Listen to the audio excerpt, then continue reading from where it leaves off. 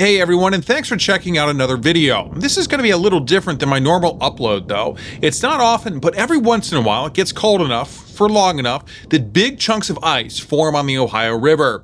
I had an off day from work and wanted to see if I could catch some towboats in action as they cut through the partially frozen river. Now I happened to stumble across a pretty interesting scene unfolding, and luckily I had my radio with me to get somewhat of a play-by-play of what's going on. There will be timestamps for most of the video. We'll see 3 towboats as they try to head upriver after one gets stuck near Warsaw, Kentucky. Now, I also caught a few more boats closer to Cincinnati that I'll put at the end as well. Most of the footage will be sped up though because, well, tows stuck in ice isn't that quick. I will provide a link to an unlisted video that shows all the footage in real time and no narration if you want to just check that out.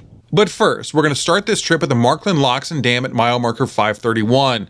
For those not familiar, that number is the distance from Pittsburgh, Pennsylvania, where the Allegheny and Monongahela rivers come together to form the Ohio. We find the upbound tow, Danny L. Whitford, locking through. There are a few chunks of ice, but not as many as I expected.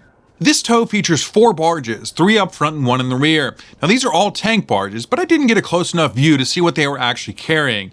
I do find this configuration interesting though. Does anyone know why they would have the 3 up front instead of the single? It seems like that would make it more of a challenge to maneuver compared to the other way around. And with the ice, it seems like 1 up front and then the 3 behind could cut through more efficiently, especially with how the barges are off center like that.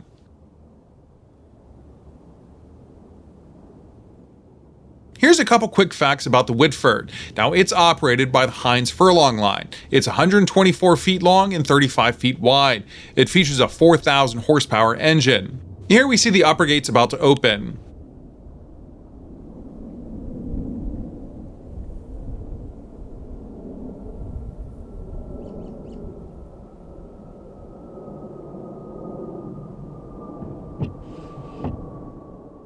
Notice the snow-covered ice built up behind the Markland Dam. We'll see more of that in a bit.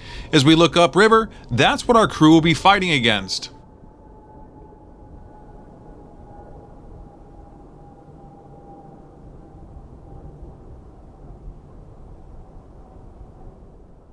As the Whitford pushes upriver, the Hondo's waiting to lock through. She's a twin-screw towboat, rated at 3,200 horsepower.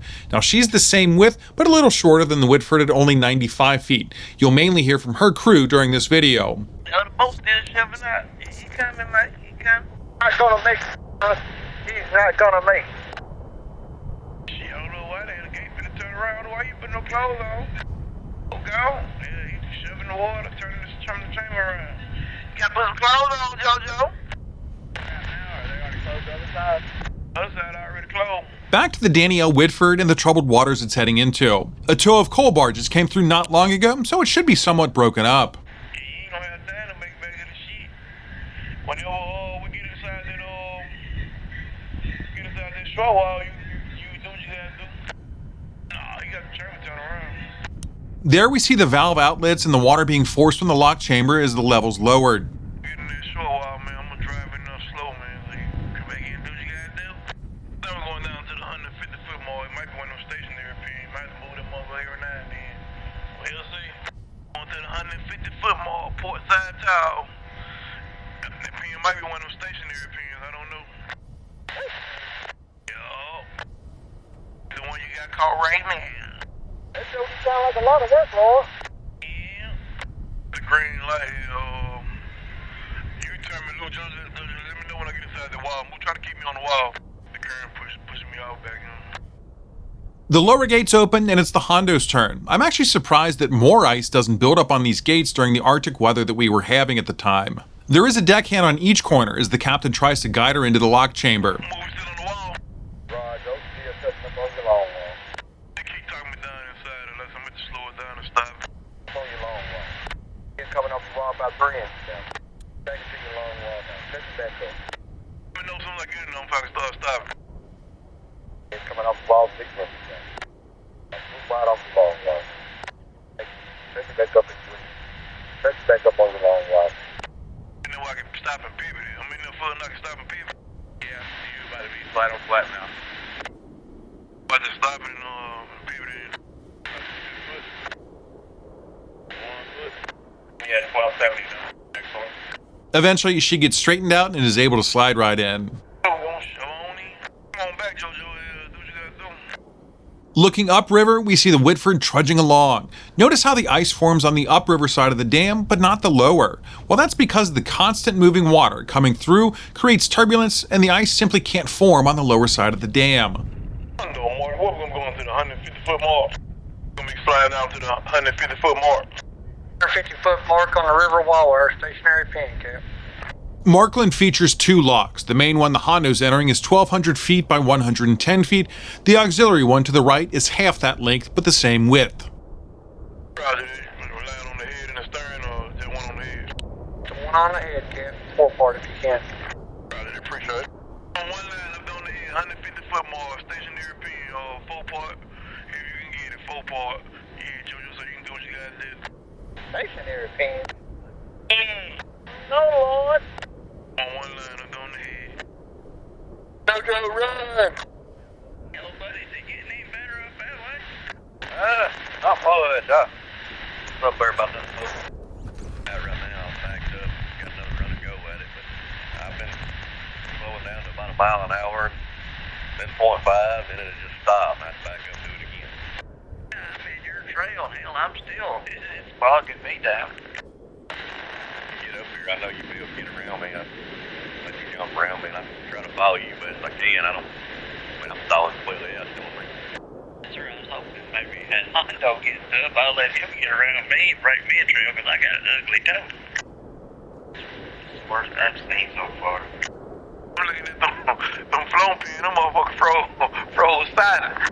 Hey, man, this motherfucker stuck up, Dutch. It'd be bad on the other side of the wall. I'm seeing both. They ain't making up about 2 miles per hour. Hey, you're about to take that stuff down. So the marker all secure. Yeah, here we go. Keep it on this line. And then keep it high on this line. And say, take it off.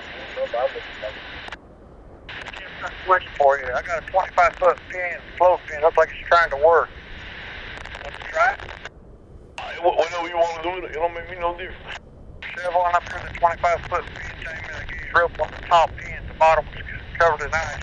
I'll take you up with this.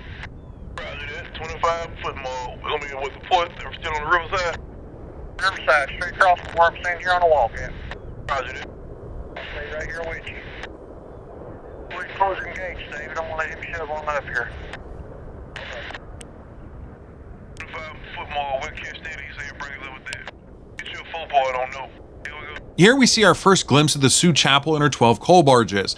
I didn't notice it at the time, but she'd already been stuck once. Notice this line of ice and the rectangular channel created.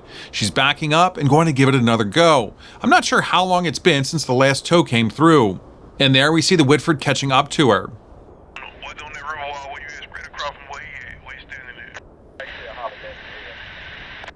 A battery change later and we find the Hondo has successfully entered the chamber. There's another tow behind her now, but unfortunately I didn't catch the name of the towboat. What a difference there is for the ice downriver of the dam compared to upriver. The lock has done its work and our vessel's been lifted to the upriver level. I couldn't find an exact amount, but the average difference between levels is 35 feet. Hopefully someone may be able to chime in with more information.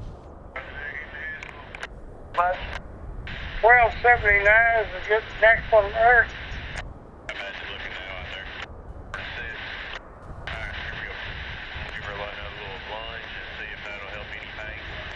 Closer up. Put your mark, Miles. Thank you, Cap. Put your little back there and push with your water. Feels good for you. Just tell him keep an eye on that. Go and give us a run. Go ahead and help him up, Dave. We're going to keep it tight. Yeah. 2-part or 4-part? The gates open and she's off to the races. 4-part. Oh, it ain't going on. I might stall out on the side of the line. I'm going to give it one more that. He ain't making that.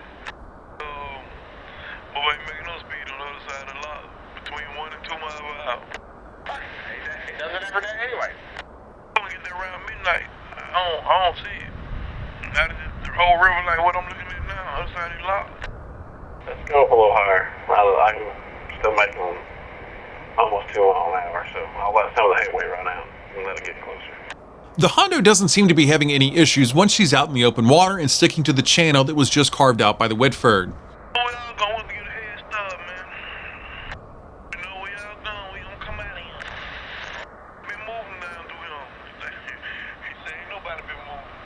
They have potatoes down there? Oh, that again, I'm like back up, but whatever you think, man. Yeah, like I said, I got a damn one of these small bottle barges, 3 regular on top of it, so I've got a scab very quickly. That's what I'm afraid about breaking that damn thing off. We're in a new spot in Warsaw along the river. Even without the drone, we would have a great spot to see what's going on.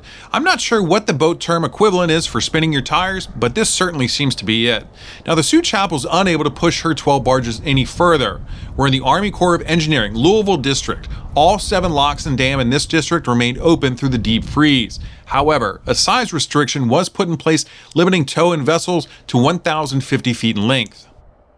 There we see she's built up a good amount of ice in front of her. Now, I never really thought about how flat barges are. I guess I really don't deal with ice very often, so this isn't a huge issue. Yeah, Roger, yeah. Look at your toe a minute ago. I saw it hanging there. Yeah, won't break it up. She's inching forward, but I'm guessing the more the ice builds up, the harder she's going to have to fight for each foot. I also couldn't find much about her engine, but I believe I read on Facebook that she only had a single screw and was rated at just 1,800 horsepower. Hopefully someone can correct me if that's wrong. I don't think I'd ever get it put back on in this crap. No, probably not. We kind of just at the mercy of the ice at this point, I guess. Here we see all the players, the Whitford next in line with the Hondo creating a passing lane. Yeah, like I said, I'm probably just going to try to stay behind you. Let that Hondo get up here. He's got a block of 4. As we swing around, I'm guessing that additional barge on the Whitford, without anything behind it, would mean less force being able to be applied against the ice and make it more likely to get stuck, even though I believe the Whitford is the most powerful towboat out here. You know, so he's a little more solid than I am, and maybe he can bust out around both of us. If not, then Oh, yeah, Roger. That'll be fine, man. I'll wait to take it up here and try to break up some of it. Like I say, I'm fixing to try to back up here shortly. I'm down to 0.7. I'm going to back up and give me another run and go at it here. yeah, I'm just Roger, I got you, man. All right, pop back on 13. You need to holler at me. Just let me know. Go back to 12 or whatever. Yes, sir, my lead, Robbie. Robbie's on here with me right now, man. We had to come over here and they tied our boat up. Now they won't screw it up. Now you look oddballs over there. They don't know the ATL train. They see how they do. As we rise up, we can see the Sioux Chapel drifting backwards from the channel she tried to create. Once again, we see that lip of ice that's holding her back. The way I understand it, because the Hondo is 2x2 and possibly fully loaded, she would have the best shot at pushing forward and breaking up the ice. I got you. Yo, Miley and Robbie, they're good ones. I'll be behind you for a while, I guess. Put a pin on the river wall to lock up. If you want to try it, it's a floating pin. We'll get you a 4-part on there and do a little bit of backing on it. We'll lift you up. Not, we'll use the 150 stationary pins and we'll keep the wall. I'll try that pin. 5-foot pin, river wall, Kid. Thank you. 5-foot pin, river wall. Catch the top pin. Well, that does it, at least for this section of the video. There's still more footage of these tows, but I had to leave before they broke free of the area. Looking at my AIS ship tracking app, it was a long night, but the crews eventually did make it to Cincinnati and wherever they were heading next. I'd like to give a big shout out to these crews as well. I can't imagine what it's like working in these conditions the way they do. They keep the lights on and do so much more for so many of us. Yeah, them two just catch top of them. I was on the head, and I can't remember who was on the stern. And both pins hung up, and we couldn't get the slack on quick enough, and both lines popped. I had one strand left on my line when they opened the gate. Our river above us is some ice. Should be able to once we get on how full. It's like nothing. Like looks like there's a little bit of water off, but not as much in the forebay. But above the lock all the way around the bend, not but ice. That's been the horsepower of this boat. Oh, I think it's 18. 15 or 18. We don't ever get that out of it. Chapel back to Dan Whitford. All right, man. Yeah, come on with it. Keep going for the 2. I'll try to follow in behind you. Yeah, Roger. They say I was talking to the marathon. I just pulled mine back. I seen it slowing you down there. Yeah, I'm trying to turn. I got the flanker rudder and the steering rudder. He's just going straight. But I couldn't get out of the path a while ago. Right, did it? He's going straight. He won't even turn his full rudder. All I like is my boat clearing your head right there, but I just went out. Right. Then the knock called us about when we're going to be there. I don't have a clue. Right. Yeah, I done called and told them. I said, hey, I know they might be in a hurry for these barges, but I can't get them there in no hurry. Yeah, then we don't probably have to go back up on it and try it again. Try it then. It's gonna come all stop. Yeah, like I said, I'll stay right here below you. Right. I guess I'm gonna go straight rudder and let it go where it go, but the head ain't gonna swing. But I know I can go straight. So I was going to tell that food chap boy when I take off, I'm going to try to bust some of that ice to the inside and get a little easier on him to get around that turn. Yeah, the way it looking like man. I know I can go straight, but before it turn, it ain't going to turn. Gotcha. Creek ain't this bad, but I'm expecting it might be. It ain't looking good. I think he got that boat back there with them two barges. He got the unit tow. He's shoving out the lock. Man, go give me another running start. Well, Danny, would you need me to back up anything, or am I good where I'm at? Oh, I'm not just prepared. All right, roger that. The Hondo, if you need me to scoot back so you can back further, or get as close to me as you need to. If you need room, you let me know. Roger that. I'm gonna stop it just another couple feet, and I'm gonna try to get the speed up and jump down. Yeah, I'm on the phone with Ozzy. I'm trying to explain to them that I ain't making nothing but a half mile an hour. Can you go this way? Can you go the other way? I said, hell, they won't even turn. Yeah, like I said, you get as close to me as you need. Roger that. Just hold it right here in case you need to back up further. Roger that, roger that. Hey, on that, it ain't gonna be a long day, long night. Right. That one be a long one. Okay, Danny, what'd you say there? I wouldn't have passed you just to sit right in front of you. Oh, it ain't bothering me none. If y'all can't go nowhere, I definitely can't go anywhere. Believe me, I think Blaze hunts acting. I can cut that. Okay, all right, yeah. Whatever you think you can do, I'll just try to follow in behind you whenever we get going. I reckon I know that Huntington's coming. He's back in 2.5. Maybe bust up some force or something. Yeah, nice deal. Roger. Yeah, Roger, it'd help out a lot, wouldn't it? Let me know if it got something. The launcher might have just went off, but y'all check it anyway. Let me know if I can take back off.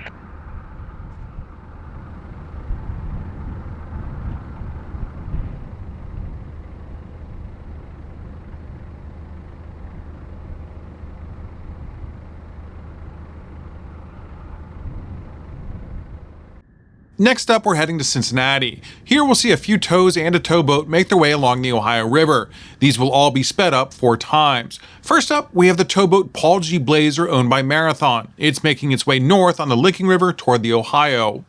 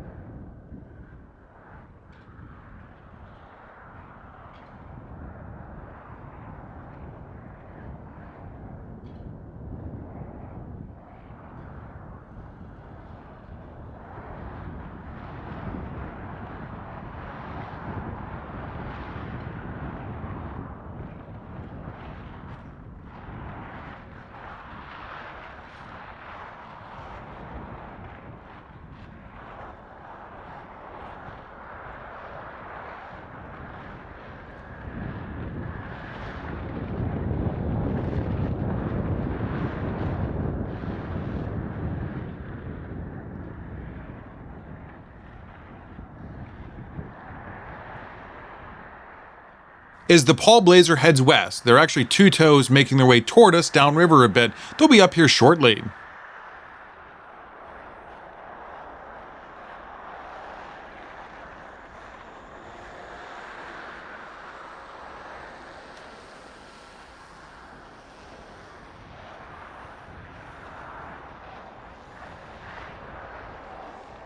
First up is the George King, owned by Marquette Transportation.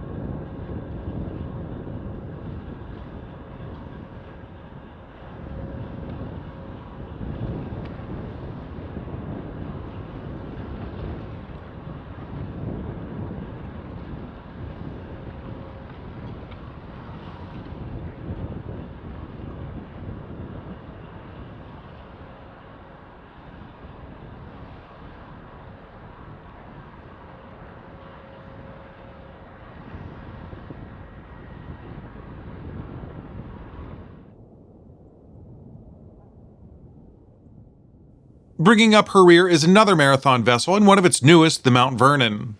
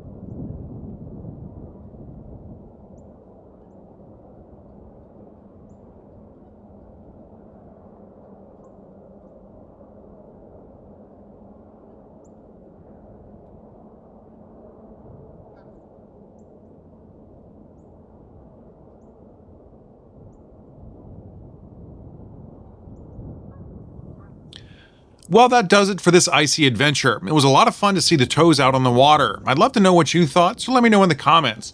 Until our next trip, I hope you have a great day.